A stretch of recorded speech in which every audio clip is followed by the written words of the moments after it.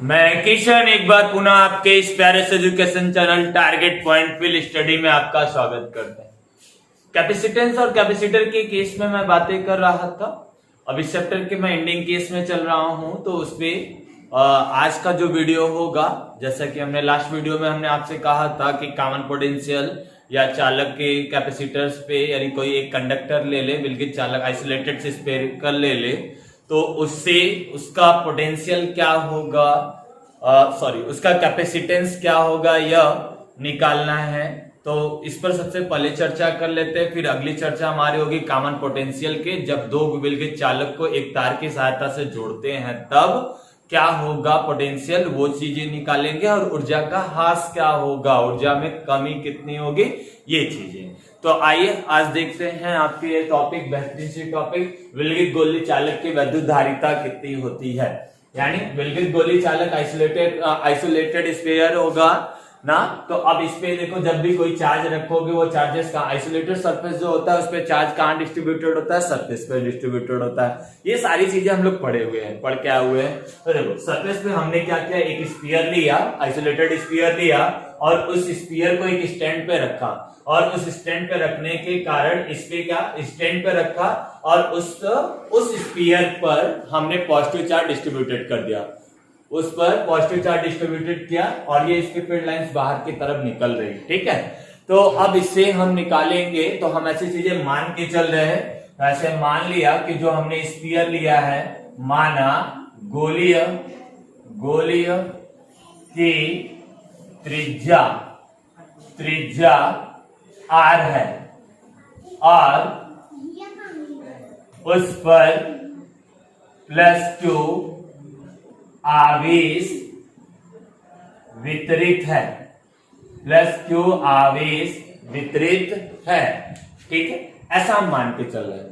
जबकि याद देखो दूसरी बात, हम लोगों ने ये माना है, हम लोगों ने ये पढ़ा था कि जब सरफेस पे हमें पोटेंशियल निकालना होता है, बाहर निकालते हैं, तो उस समय पोटेंशियल जो होता है वो क्या होता है, V बराबर, यदि R दूरी पे है तो K इंटू हो जाता है Q बाई क्या R, K बाई V बराबर क्या, K इंटू Q बाई क्या हो जाता है R। वही यदि ऑन दी सरफेस बताना हो या अंदर किसी बिंदु पे बताना हो, तो उस समय जो पोटेंशियल हो जाता है वो हो जाता है क्या, K इंटू चार्ज जो सरफेस पे हो ना, तो वो चार्ज Q, और ये इसकी रेडियस यूज कर लेते हैं अंदर के लिए भी, ऑन द सरफेस के लिए भी, ठीक है। तो ये हो गया Q बाई कितना R, जहां K बराबर हो जाता है coulomb constant 1/4 pi epsilon not, ठीक है। ऐसी चीजों की जानकारी आपको होनी चाहिए, ये सारी चीजें हमने आपको बताई है, तो उन सब चीजों को आप नोट कर पीछे से देख लें। डिस्क्रिप्शन में मैं उसका लिंक को डाल दूंगा, देख लीजिएगा। तो देखिए क्या हो रहा, यदि मैं इसका पोटेंशियल निकालूं, ठीक है, तो विलगित चालक की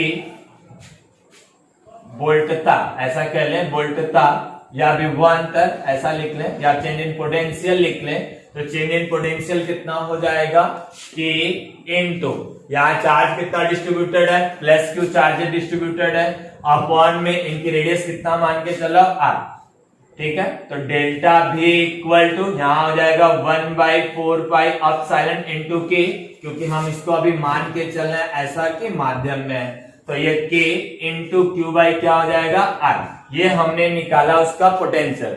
धारिता की मैं आपसे बातें करूं, तो धारिता हम लोगों ने पढ़ा है, धारिता C बराबर Q बाई क्या डेल्टा V। तो C Q चार्ज यहाँ कितना बटा हुआ है, +q चार्ज डिस्ट्रीब्यूटेड है, और पोटेंशियल कितना निकाले हो यहाँ से 1/4 pi epsilon not into K, and Q by क्या हो जाएगा R। Q से Q क्या हो गया कैंसिल, और ये सब चीजें ऊपर चली जाएंगी, तो धारिता हो जाएगी हमारी क्या 4 pi epsilon not into K into क्या R। यानी किसी भी विलगित गोलीय चालक के वैद्युत धारिता उसके रेडियस पे, उसके त्रिज्या पे निर्भर करती है। अर्थात मैं यही बात आपसे कहूं, ठीक है, कि विलगित गोलीय चालक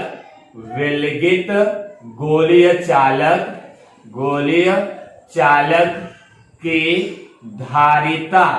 धारिता उसकी त्रिज्या उसके त्रिज्या के अनुक्रमानुपाती होती है। ये चीज है, यानी सी डायरेक्टली प्रोपोर्शनल टू क्या आर, यही चीज होती है। यदि हम ऐसी चीजें मान ले कि के बराबर, यदि निर्वात में मान के चले तो निर्वात में तो के बराबर हमारा हो जाएगा 1, तो ये हो जाएगा सी बराबर 4 पाई एप्सिलॉन नॉट इनटू क्या हो जाएगा आर। यही फॉर्मूला होता है किसका, विलगित गोली चालक के विद्युत धारिता। ठीक है, तो इस प्रकार हम किसी एक विलगित चालक के आइसोलेटेड बॉडी का ठीक है, आइसोलेटेड बॉडी का हम क्या निकालते हैं, उनका कैपेसिटेंस निकालते हैं। और वो कैपेसिटेंस हमें यह दिखा रहा है कि उसके चार्ज और उसके पोटेंशियल पे निर्भर नहीं कर रहा है। किस पे निर्भर कर रहा है, उसके रेडियस पे निर्भर कर रहा है कि उसका रेडियस कितना है। तो यहाँ पे C डायरेक्टली प्रोपोर्शनल टू कितना हो जाएगा R। तो इसको नोट कर ले। तो एक क्वेश्चन मैं लगाता हूं जिससे इसका ज्यादा फील आने वाला, तो इस चीजों को पहले नोट करें, फिर एक क्वेश्चन मैं लेता हूं। नोट करिए, आइए क्वेश्चन लेते हैं इसी पे और इस क्वेश्चन को सॉल्व करते हैं। ठीक है, तो आइए देखते हैं क्वेश्चन और उस क्वेश्चन के माध्यम से इसका फील लेते हैं क्या हो रहा है। ठीक है, तो देखिए क्या होगा। जैसे कि हमने एक क्वेश्चन ले लिया Q1, यानी क्वेश्चन नंबर 1 हमने ले लिया कि 9 सेंटीमीटर त्रिज्या वाले विलगित गोलीय चालक की धारिता कितनी होगी। साथ ही हमसे पूछ ले रहा है उस पर आवेश कितना होगा यदि उसकी वोल्टता 1000 वोल्ट है। चलिए आइए लगाते हैं इसको। 9 सेंटीमीटर त्रिज्या वाला एक विलगित गोली चालक है जिसकी धारिता हमें बतानी। देखिए रेडियस हमें पता है, एक बात के लिए हम लोग नो है, यदि R की बताया है तो 9 सेंटीमीटर बोल रहा है और यदि 9 × 10⁻⁻2 मीटर में हो जाएगा। क्योंकि मीटर में इसलिए चाहिए क्योंकि कैपेसिटेंस हम फैराडे में लिखते हैं और फैरेड में लिखते हैं, और फैरेड में जब लिखते हैं तो उसमें हमें मीटर इन्वॉल्व होता है। ठीक है, क्योंकि डायमेंशन हमें मीटर में चाहिए। यदि हम कैपेसिटेंस की बात करें तो C बराबर 4 पाई एप्सिलॉन नॉट इनटू क्या R, ये चीजें हो गई। ठीक है, आप यहाँ R भी निकाल सकते हो। इस फॉर्मूले को R बराबर हम लिख सकते थे इसको क्या 1/4 पाई एप्सिलॉन नॉट इनटू क्या C, ये बातें भी लिख सकते। ठीक है, ये बातें भी हो सकती थी, उसमें कोई दो राय नहीं। C बराबर 4 pi epsilon not into R हो गया। अब एक बात देखो, 4 pi epsilon not into R, मुझे कैपेसिटेंस C बताना है, धारिता कितनी होगी इसकी वैल्यू देख लो। तो देखो हम लोग इसकी वैल्यू जानते हैं, 1/4 पाई एप्सिलॉन नॉट इनटू 9 × 10⁻9 होता है न्यूटन मीटर स्क्वायर पर कूलम स्क्वायर होता है। इसकी वैल्यू पता है हमें, लेकिन इसकी वैल्यू हमें चाहिए तो ये इसका बटे में हो जाएगा, यानी मुझे इसकी वैल्यू चाहिए तो ये 1/9 × 10⁻9 हो जाएगा। इसकी वैल्यू तब ये हो जाएगा। तो यहाँ देखो इसकी वैल्यू हो गई, ये हो गया C बराबर 1/9 × 10⁻9 इंटू R की वैल्यू हो गई 9 × 10⁻−2 मीटर। यहाँ देखिए 9 से 9 कैंसिल हो जाएगा और यदि मैं इसको ऊपर ले जाऊं तो C बराबर 10⁻−9 × 10⁻−2 और यहां से आपका होगा C बराबर 10⁻11। क्या लिखते हैं हम लोग, फैरड। क्या लिखते हैं हम लोग, फैरड, यानी 10⁻11 फैरड लिखते हैं। ठीक है, ये हुआ आपका कैपेसिटेंस हो गया। ये आपका हुआ क्या, कैपेसिटेंस। हमें आपको बताना है क्या, एक क्वेश्चन इसमें और पूछ लिया है। वो क्वेश्चन क्या पूछा, इसकी वोल्टता क्या होगी, यानी इसका चार्ज क्या होगा इस पे जब उसको 1000 वोल्ट का वोल्टता दिया जाए। तो देखो हम लोग को पता है C बराबर Q/ΔV, तो चार्ज पूछा है तो C × ΔV, तो C यहाँ से कितना निकालो 10⁻11, वोल्टता कितना दे दिया है 1000 वोल्ट, यानी Q बराबर। अब देखो यहाँ से एक बात अच्छी वाली बात समझो, यहाँ से 1000 वोल्ट दिया है 10⁻11 ना, यहाँ पे 100 1000 तो ये 10⁻³ हो जाएगा, तो ये 10⁻⁻8 क्या हो जाएगा कूलम। ये हो जाएगा हमारा क्या कूलम। ये होगी बात समझ में आ रही, बात समझ आ रही। और यदि फैरेड हमारा माइक्रो में था तो माइक्रो कूलम में आता, यदि पिको में था तो पिको कूलम में आता। वो सब चीजें के लिए अभी नहीं, मैं फैरेड में लिखा था इसलिए इसको फैरेड में लेके आया हूँ। ठीक है, तो इसको जल्दी से नोट करें तो अगले टॉपिक की तरफ चलते हैं। ठीक है, इसको नोट कर लीजिए, सवाल को नोट करिए, तो एक अगली टॉपिक की तरफ चलते हैं। नोट करिए, चलिए अगली टॉपिक की तरफ चलते हैं। और अगली हेडिंग आप लगा ले कि दो आवेशित चालक ना, दो आवेशित विलगित चालक, ऐसा लिख लो, दो विलगित चालक ना, दो विलगित चालक को जब आपस में जोड़ा जाता है, दो विलगित चालक को आपस हेडिंग लिख लीजिए आप लोग। दो आवेशित चालकों को जोड़ने पर, दो आवेशित चालकों को जोड़ने पर उभयनिष्ठ विभव कामा, उभयनिष्ठ विभव कामा आवेशों का पुनः वितरण, आवेशों का पुनः वितरण और ऊर्जा ह्रास, और ऊर्जा ह्रास। देखो तीन चीजें हम निकालने की बातें कर रहे हैं।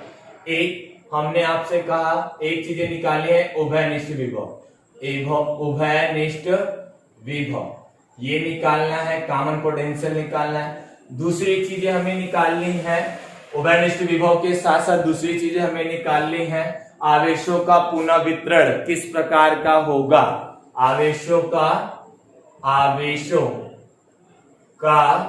पुनः वितरण,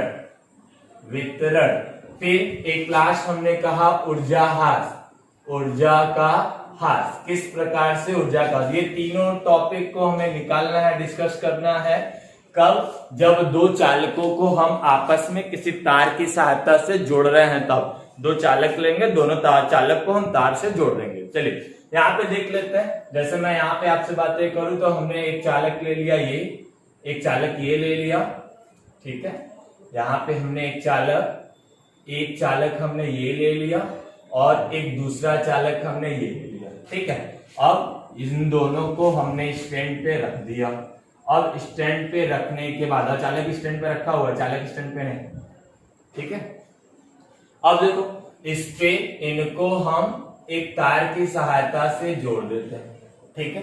देखो जोड़ने के पहले इन पे चार्ज Q1 है, इनका कैपेसिटेंस C1 है और इनका पोटेंशियल V1 है, ठीक है।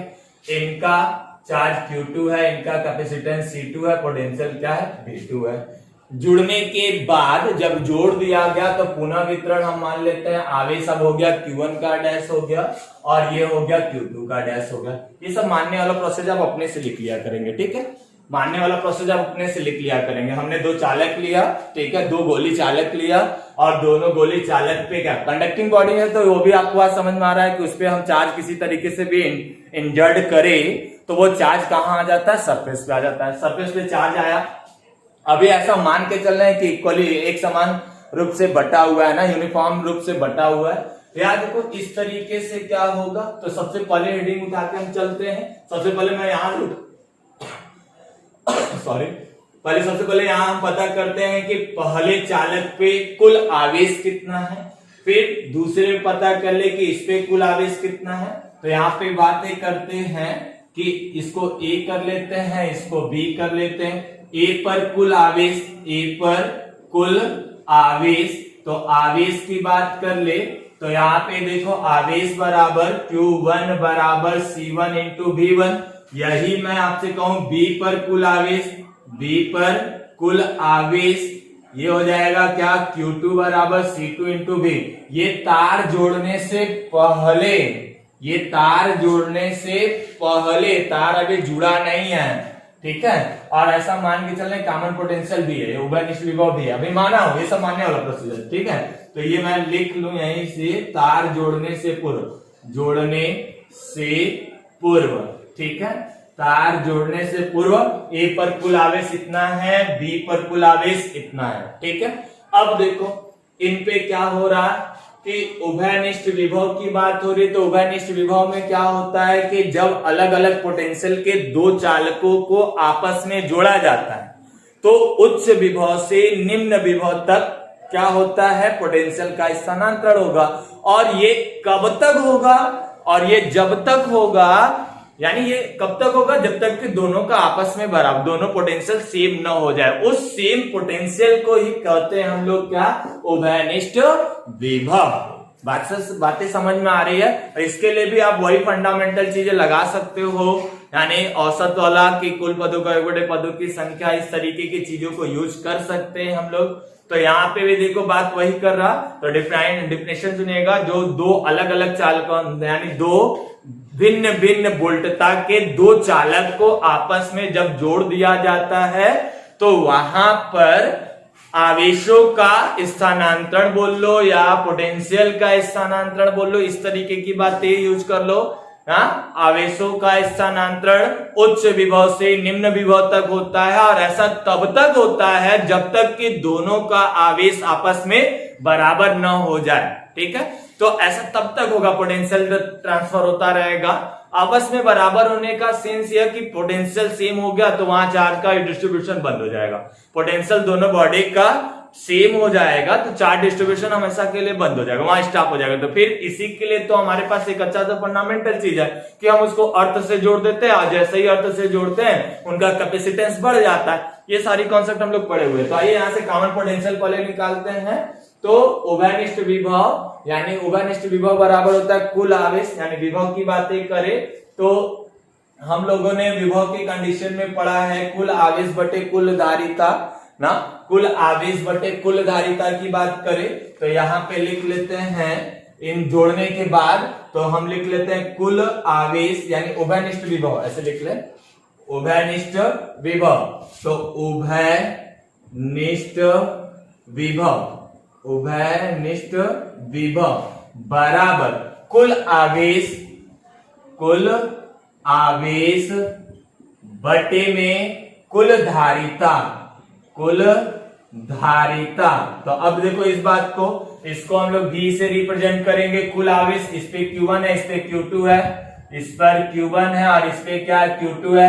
बटे में धारिता C1 और C2, तो V बराबर Q1 कितना है हमारे पास, C1 V1 प्लस कितना है हमारे पास, C2 V2। आपका बटे में क्या होगा, C1 प्लस C2। ये हो गया उभयनिष्ठ विभव। ये आपका हो गया कुल विभव ना। ये हो गया आपका क्या, चालक का कुल विभव ना, चालक का कुल विभव। ठीक है, उभयनिष्ठ विभव। तो उभयनिष्ठ विभव बराबर कुल आवेश बटे कुल धारिता, तो V बराबर C1 V1 plus C2 V2 और ये C1 प्लस C2। ये हो गया। अब आफ्टर कनेक्शन क्या हो जाएगा, दोनों का पोटेंशियल सेम हो जाएगा। आफ्टर कनेक्शन कब तक होगा, हमने कहा ये कब मिलेगा, विभव पोटेंशियल कब मिलेगा, जब दोनों का पोटेंशियल सेम हो जाए। तो दोनों का पोटेंशियल जब सेम होगा यानी आवेशों का स्थानांतरण बंद होगा, कब, जब दोनों का पोटेंशियल सेम होगा। तो तार से यानी स्थानांतरण के पश्चात स्थानांतरण बंद होने पर ऐसी बातें कर ले। तो यहाँ पे हम ये बातें कर ले कि जब स्थानांतरण बंद होगा तो दोनों का पोटेंशियल क्या हो जाएगा, सेम हो जाएगा। ठीक है, तो उभयनिष्ठ जोड़ने पर लिख लो, जोड़ने पर आवेश स्थानांतरण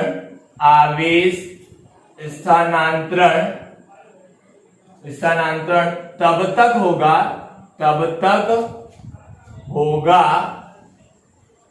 V1 बराबर V2 बराबर V, जब तक ये आपस में बराबर न हो जाए। तो इसी तरीके से जब ये बराबर होगा तो चार्ज का तब, अब देखो क्या होगा, कुछ चीजें फ्लो करके इस पे चली गई, कुछ चार्ज फ्लो करके इस पे आ गया। ऐसा मान ले कि ये पोटेंशियल ज्यादा है तो उच्च विभव से निम्न विभव तक आने लगा।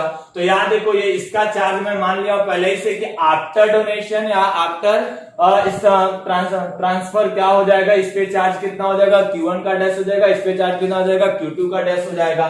तो देखो पहले अभी मैं इसी की बातें कर रहा, तब इस समय इसका पोटेंशियल देखो V हो जाएगा, तो ये V और ये क्या हो जाएगा V, और ये हमारा क्या हो जाएगा C1 और ये हो जाएगा हमारा C2, इस तरीके की चीजें। तो उस समय जो चार्ज होगा वो कैसा होगा वो बातें देख ले। तो यहां से देखो आप इसमें ये बातें कर दो, ये V बराबर C1 V1 plus C2 V2 और C1 प्लस क्या हो जाएगा C2। ये तो हमारा निकला उभयनिष्ठ विभव। पोटेंशियल जब सेम होगा तब चार्ज देख लीजिए, जब पोटेंशियल सेम हो जाएगा तो चार्ज कितना हो जाएगा, Q1 का डैश बराबर C1। कैपेसिटेंस तो बदलता है नहीं, कैपेसिटेंस किसी भी कंडक्टर का फिक्स होता है, तो इसका C1 इनटू, अब देखो पोटेंशियल कितना हो गया V, क्योंकि बराबर हो चुका है। और दूसरे का हम देखें तो Q2 का डैश बराबर C2 इनटू क्या हो जाएगा V। यदि मैं इन दोनों में भाग दे दूं इसको, इन दोनों में, इसको समीकरण नंबर 1 कर लेते हैं। यदि मैं इन दोनों में भाग दे दूं तो यहां देखो Q1 का डैश बटे में Q2 का dash, C1 into V, C2 into V, V से V क्या हो गया कैंसिल, तो Q1 का डैश Q2 का डैश बराबर C1 बटे C2, यानी आवेशों का पुनः वितरण, आवेशों का पुनः वितरण। कैमरे में नहीं आ रहा, हम ऊपर लिख देते हैं, ठीक है, तो यहाँ आ रहा है कैमरे में। चलो Q1 का डैश बटे Q2 का डैश बराबर C1 बटे क्या हो जाएगा C2, यानी आवेशों का पुनः वितरण किस प्रकार होगा, उनके धारिताओं के अनुपात के अनुक्रमानुपाती होगा।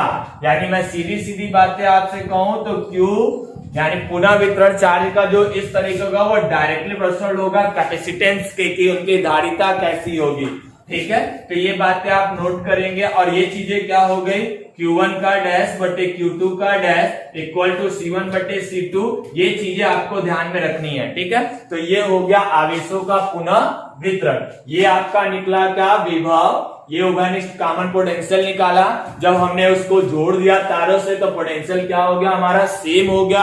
और जब पोटेंशियल सेम होगा तो ये कब हुआ, जब चार्जेस निकल के एक से कहां जाने लगे, दूसरे पे, तो बार बार चार्जेस गई। तो आफ्टर जब ये फिक्स हुआ, जब यानी दोनों का पोटेंशियल बराबर हुआ, तो बराबर होने के केस पे हमने मान लिया इसके पास चार्ज इतना था, इसके पास चार्ज इतना हो गया, तब चार्ज हमने पूछा कितना होगा, तो Q1 का डैश बराबर C1 into V, Q2 dash बराबर C2 इंटू V भाग दिया, तो ये हो गया आवेशों का वितरण। तो आवेशों का पुनः वितरण ऐसा लिख सकते हो, आवेशों का वितरण उनके धारिताओं के, आवेशों के वितरण उनके धारिताओं के अनुपात के अनुक्रमानुपाती होता है। तो अब अगली हेडिंग आप लगा लेंगे ऊर्जा ह्रास। पहले इसको नोट कर लीजिए और अगली हेडिंग लगाइए ऊर्जा ह्रास। चलिए अब निकालते हैं हम लोग ऊर्जा ह्रास, किस प्रकार से ऊर्जा का ह्रास होगा, वो चीजों पे डिस्कस करते हैं। थोड़ी बारीकियां रहेंगी, उस बारीकियों को आपको ध्यान में रखना है, ठीक है। उस चीजों को आपको ध्यान में रखना है, ठीक है। तो देखिए एक चीज और, यदि मैं इनकी बातें करूं आपसे कि ऊर्जा की बात करें तो स्टार बना के इस बार हेडिंग की हम लोग बात करेंगे ऊर्जा ह्रास। तो ऊर्जा ह्रास की मैं बातें करूं तो ऊर्जा ह्रास, ठीक है।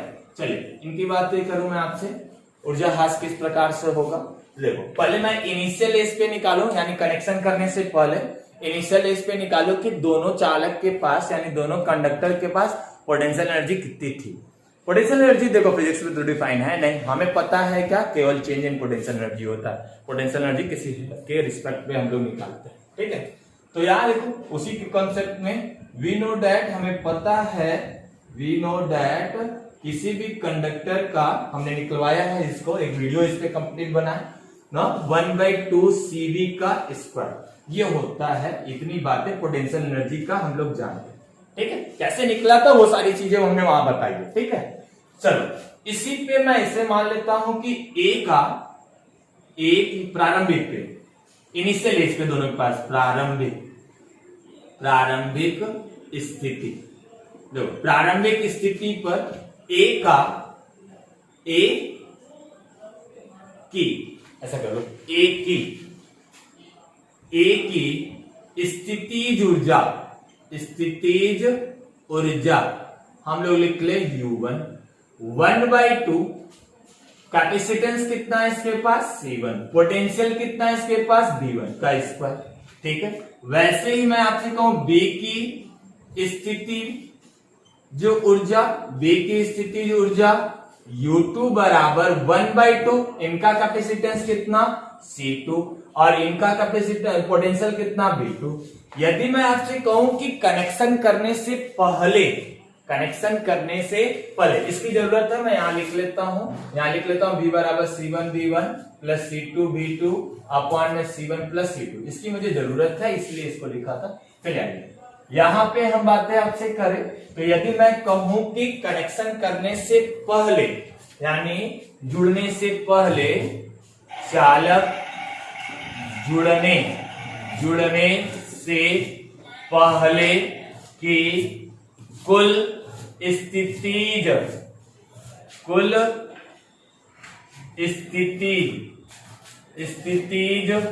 ऊर्जा हम निकाल लें EI कर देते हैं, इसको दोनों को जोड़ दें तो 1/2 C1V1 का स्क्वायर 1/2 C2V2 का स्क्वायर, UI का मतलब इनिशियल स्टेट। ठीक है, अब देखो यदि मैं दोनों को तार से जोड़ दूं, जब दोनों को तार से जोड़ा तो आपको पता है कि चार्ज डिस्ट्रीब्यूशन होने लगा, चार्ज का फ्लोमेंट शुरू हो जाएगा। कहां से? हाई पोटेंशियल से लोअर पोटेंशियल की तरफ। और कब तक होगा? जब तक कि दोनों का पोटेंशियल सेम ना हो जाए। ये सारी चीजें हमने बात करके आई ना, दोनों का पोटेंशियल क्या हो जाए, आपस में बराबर ना हो जाए, तब तक होगा। ठीक है, तो इस तरीके से हम बातें करें आपसे तो याद रखो चालक जुड़ने से पहले की कुल स्थितिज ऊर्जा तो हमने निकाल ली। अब चालक को जोड़ने के बाद तो देखो चालक जुड़ने के बाद अब इस स्थिति को देख ले तो उस समय पहले की पोटेंशियल एनर्जी की बात कर ले तो ए की स्थितिज ऊर्जा क्या रह जाएगी, ये देख ले स्थितिज ऊर्जा ए की, तो U1 का डैश कर लीजिए इक्वल टू U1 लिखा था 1/2, इनका कैपेसिटेंस तो चेंज होने वाला नहीं है, पोटेंशियल चार्ज जितना फेंक दीजिए तो यहाँ पे क्या हो जाएगा C1, पोटेंशियल अब कितना हो जाएगा V हो जाएगा। अब देखो उसी प्रकार मैं B की बातें करूं तो B की स्थितिज ऊर्जा U2 का डैश बराबर 1/2 C2V, यही होगा। अब मैं कुल निकालो कुल स्थितिज ऊर्जा तो U फाइनल में बातें करूं तो U1 का डैश प्लस U2 का डैश, यानी यहां हो जाएगा 1/2 C1V और प्लस कितना हो जाएगा 1/2 C2V, तो ये हो गया फाइनल। तो मैं आपसे पूछूं कि चेंज इन पोटेंशियल एनर्जी क्या है, तो ऊर्जा में हास कितना है तो U1, तो UI माइनस क्या हो जाएगा UF ना, हायर है इसके पास, जुड़ने के पहले जोड़ देंगे तो पोटेंशियल ड्रॉप होता है, इस तरीके की चीजें। तो यहां देखो डेल्टा V डेल्टा U, तो UI की वैल्यू आप लोग निकाले हो 1/2 C1V1 का स्क्वायर 1/2 C2V2 का स्क्वायर माइनस इसकी वैल्यू देख लो तो इसकी वैल्यू लिखेंगे तो 1/2 C1V प्लस V का स्क्वायर लिख ले ना, V का स्क्वायर। ठीक है, तो यहां देखो B का स्क्वायर 1/2 C2V2 का स्क्वायर। अब देखो सब में 1/2 कॉमन है, 1/2 कॉमन है, तो यदि डेल्टा U बराबर 1/2 हमने कॉमन ले लिया तो C1V1 का स्क्वायर C2V2 का स्क्वायर माइनस यहां से मैं V कॉमन ले लू तो यहां बचेगा C1 प्लस C2 V का स्क्वायर, यदि हमने कॉमन ले लिया तो यहां बचा C1 प्लस क्या हो जाएगा C2। यदि मैं एक बात याद दिलाऊं तो V की कॉमन पोटेंशियल का वैल्यू तो आप निकाल लेते, तो कॉमन पोटेंशियल की वैल्यू रख लेते, थोड़ी कैलकुलेशन ज्यादा है ना, कैलकुलेशन को आपको ध्यान रखना है। तो यहाँ पे डेल्टा U बराबर 1/2, यहां पे हो जाएगा क्या C1 V1 का स्क्वायर प्लस C2V2 का square minus C1 plus C2, यहां इसकी वैल्यू रख लो V की वैल्यू, यहां से समीकरण नंबर 1 से, तो यहां हो जाएगा क्या C1V1 प्लस C2V2 अपॉन में C1 प्लस C2 का क्या होल स्क्वायर, यही तो हम लोगों ने प्राप्त किया था। अब इसी को हम लोग सॉल्व करेंगे, तो डायग्राम मिटा दें, बोर्ड पे इतनी जगह है हमारे पास। ठीक है, तो डायग्राम मिटा देते हैं। ठीक है, ये चीजें भी समझ के चलिए, कैलकुलेशन है, थोड़ा ध्यान रखिएगा, धीरे धीरे करिएगा ना, धीरे धीरे खाएं अच्छा रहेगा, जल्दी से खाने में अटक जाता है ना, और पानी देने वाला आसपास ना हो तो दिक्कत हो जाएगा। ठीक, क्योंकि आप तो आलसी पुरुष हो, टीवी देखते समय भी रिमोट सोचते हो चैनल कोई और पलट दे ना, रिमोट सामने टेबल पे रखा हो तो नहीं उठाओगे। चलो आ जाओ, यहाँ देखो यानी डेल्टा V निकाले तो डेल्टा U निकाले तो देखो पहले मैं हर बराबर कर लूं तो इनके बटे में मान लिया कि ऐसा एक है। ठीक है, तो अब यहां से मैं आपसे करूं, यदि मैं आपसे ऐसी बातें करूं ना तो डेल्टा U बराबर यदि मैं आपसे बातें करूं तो यहां क्या हो जाएगा C1 प्लस C2 इंटू क्या है यहाँ पे C1 V1 का स्क्वायर प्लस C2 V2 का स्क्वायर बच्चा माइनस यहाँ पे देखो यह इसका स्क्वायर लगा लो, ये स्क्वायर है ना, तो इसका भी स्क्वायर होगा, इसका भी स्क्वायर होगा, ठीक है, ये वाली बात है, क्योंकि आप तो भी की वैल्यू निकाल लेते हैं, यहाँ भी स्क्वायर आया है।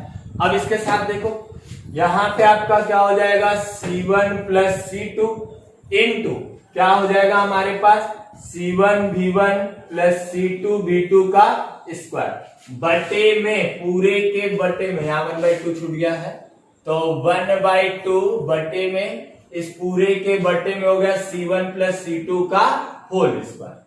चलिए ठीक है, अब देखो इसको सॉल्व करते हैं तो डेल्टा U बराबर, इसको पहले सॉल्व कर ले तो ये आपका मिलेगा C1 का स्क्वायर प्लस C2 का स्क्वायर प्लस 2C1 C2, ठीक है।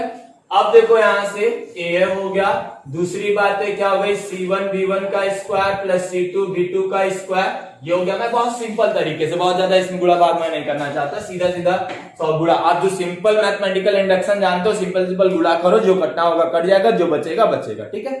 तो यहाँ देखो इसी प्रकार माइनस में इनका, तो ये C1 प्लस C2 और यहां से ये आपका हो जाएगा C1 स्क्वायर V1 का square plus C2 square V2 का स्क्वायर ना, V2 का स्क्वायर और प्लस यहाँ कितना हो जाएगा 2C1 C2 V1 V2, ये बातें हमारी हो गई, ठीक है।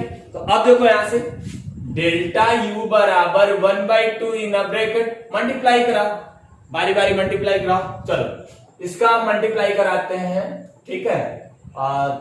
थोड़ा सा हम आसान रख ले तो एक बात एक कर सकते थे, यहाँ पे C1 और C2 कॉमन ले सकते थे ना, थोड़ा कैलकुलेशन आसान हो जाएगा, कर लेते हैं, थोड़ा इजी रहेगा।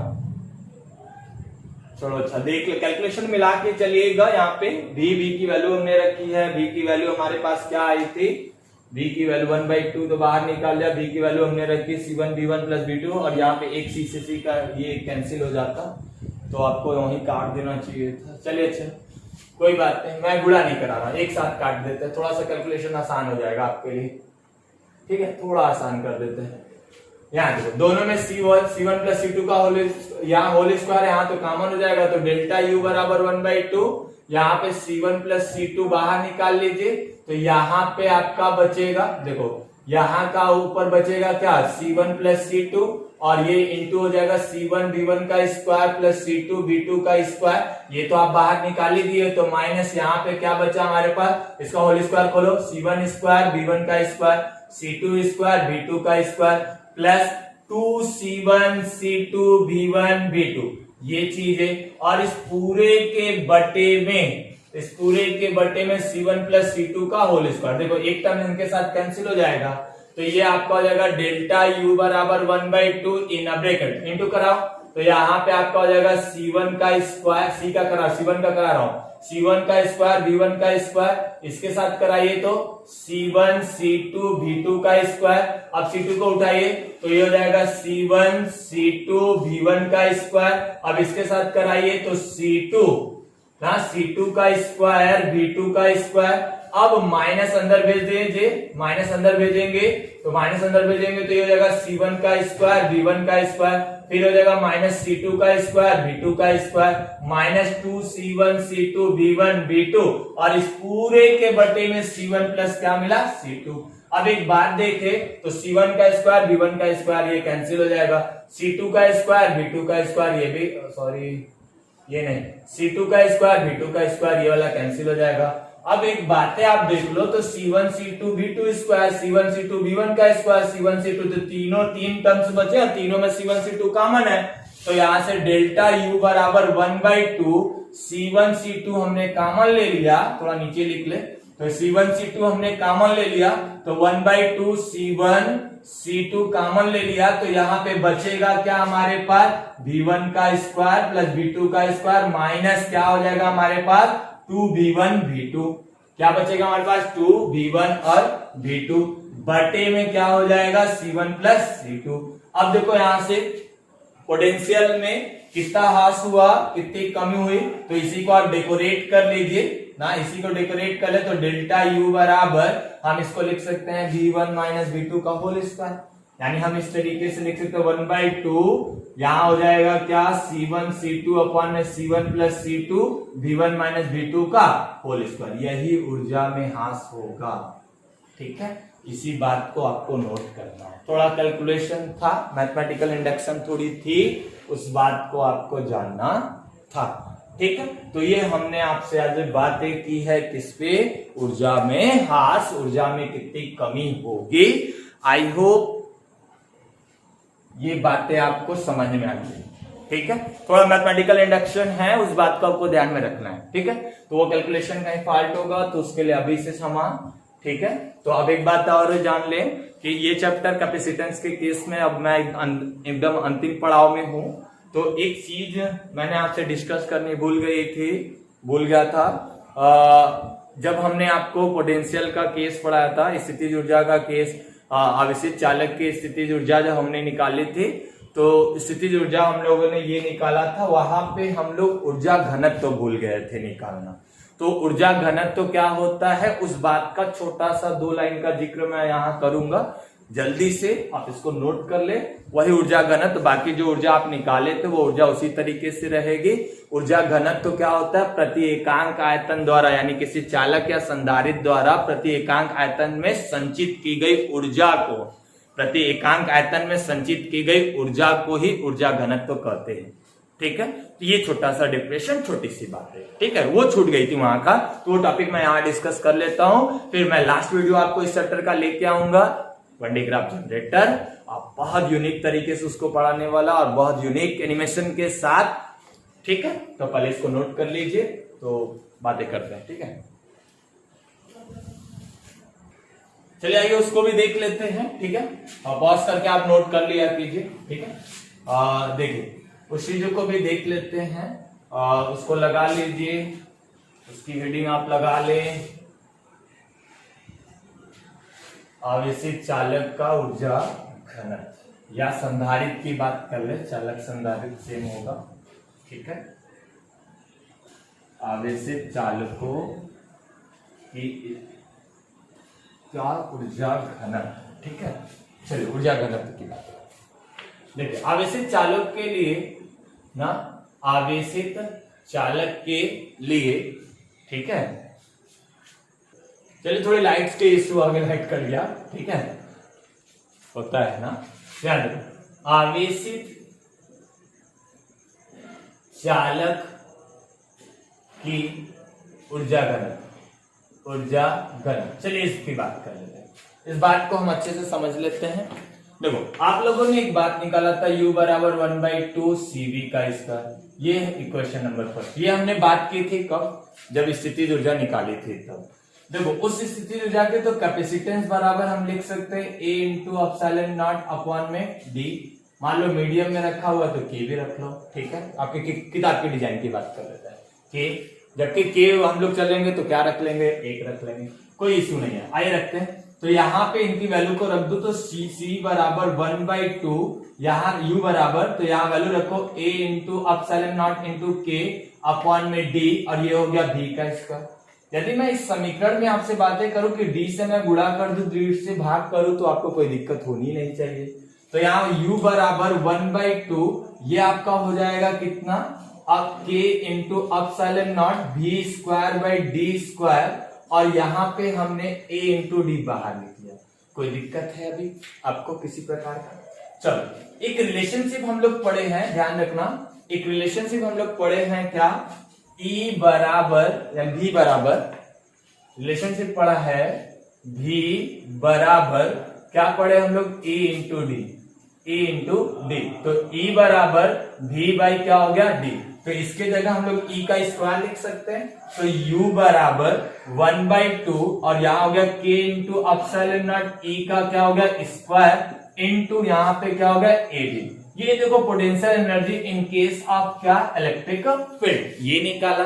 अब देखो ऊर्जा घनत्व क्या होता है, तो ऊर्जा घनत्व की मैं बातें आपसे करूं तो ऊर्जा घनत्व प्रति एकांक आयतन में, प्रति एकांक आयतन में मैं बातें करूं तो प्रति एकांक आयतन, आयतन में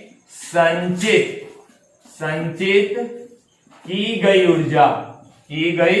ऊर्जा ना क्या कहलाती है? ऊर्जा घनत्व। अब देखो यदि मैं ये ले लूं तो इनके बीच का देखो, इनका एरिया ए होता है, ये क्या वैल्यू, इनके बीच की दूरी कितनी हो गई? डी हो गई। एरिया ए हो गया और इनके बीच की दूरी कितनी हो गई? डी हो गई। अब यदि मैं इसकी बातें आपसे करूं, ठीक है, प्रति एकांक आयतन में संचित ऊर्जा को ऊर्जा घनत्व तो कहते हैं, तो ये बातें U बराबर आयतन की बातें करो तो एरिया इंटू डी हो गया। तो इसको हम लोग स्मॉल u या u से प्रदर्शित करते हैं। चलो इसकी वैल्यू रखो 1/2 k into epsilon not into E का स्क्वायर, a इंटू क्या मिला? d बटे में a इंटू डी, तो ad से ad क्या हो गया? कैंसिल। तो u बराबर 1/2 k इंटू एप्सिलॉन नॉट ई का स्क्वायर। अब जहां पे ये मीडियम के अंदर रखा, अब k बराबर 1 रख लीजिए। जब 1 रखेंगे तो यही मिल जाएगा क्या? u बराबर 1/2 k इंटू ये हो गया 1, और यहां आपका फाइनल फॉर्मूला मिलेगा एप्सिलॉन नॉट ई का स्क्वायर। ये आपका ऊर्जा घनत्व स्टार बना के इसको नोट कर लीजिएगा। इतनी बातें मैं आपसे पोटेंशियल एनर्जी जब निकलवाया था तो मैं भूल गया था, ठीक है। पोटेंशियल एनर्जी मैं निकलवाया था तो वहां ध्यान से उतर गया था, तो इस बात को आप नोट कर लीजिए। और आपके लगभग हमने सारी टॉपिक को कवर कर लिया। इस चैप्टर के छोटे छोटे डेफिनेशंस हैं तो उनको आप देख के चलेंगे। और कोई डाउट होने पे डिस्क्रिप्शन में हमारा फोन नंबर भी है, डिस्क्रिप्शन में हमारा व्हाट्सएप नंबर भी है, ठीक है। आज से आपको टेलीग्राम का भी नंबर हमारे मिलेगा, तो वहां से पीडीएफ नोट्स आप कवर कर सकते हैं, ठीक है। तो टेलीग्राम पे हमारा मिलेगा आपको पीडीएफ नोट्स, वहां से आप करेंगे, उसका मैं लिंक डाल दूंगा, उसको ले लेंगे। बाकी चीजों को आप लाइन से पढ़ते हुए आए, ठीक है। और बेटर से बेटर करने का प्रयास मैं कर रहा हूं। जितने एप्लीकेशंस है मैं उसको विद एनिमेशन पढ़ाने का प्रयास कर रहा हूं। तो आई होप, मैं उम्मीद करूंगा कि आपको ये सारी बातें आज की समझ में आई होगी। ऐसे ही प्यार बना के रखिएगा चैनल के साथ ना, ढेर सारा प्यार बना के चलिएगा। और आज के लिए बस इतना ही। Thank you, best of luck. और एक बात लास्ट बात है, और नेक्स्ट वीडियो में मैं वनडेग्राफ जनरेटर के साथ मिलूंगा। वनडेग्राफ जनरेटर बहुत यूनिक प्रोडक्ट है, और वो मैं जहां तक मेरी नॉलेज की बात है तो कानपुर आईटी कॉलेज में उसका यूज होता है। बहुत सारी ऊर्जा को यूज करने के लिए हम वहां पे हमने देखा है। कानपुर आईटी कॉलेज में गया तो नहीं हूँ, टीवी में देखा हूँ, गैलरीज वगैरह में देखा हूँ, तो वहां पे वो वनडेग्राफ जनरेटर का यूज है, वहां लगाया गया है, उसके एप्लीकेशंस पे बात भी की गई है, ठीक है। तो थैंक यू, उसी को लेकर आएंगे विथ एनिमेशन, बहुत अच्छे स्क्रिप्ट के साथ। Thank you, best of luck. घर रहिए, सुरक्षित रहिए, सुरक्षित रखिए, आसपास साफ सफाई का विशेष ध्यान।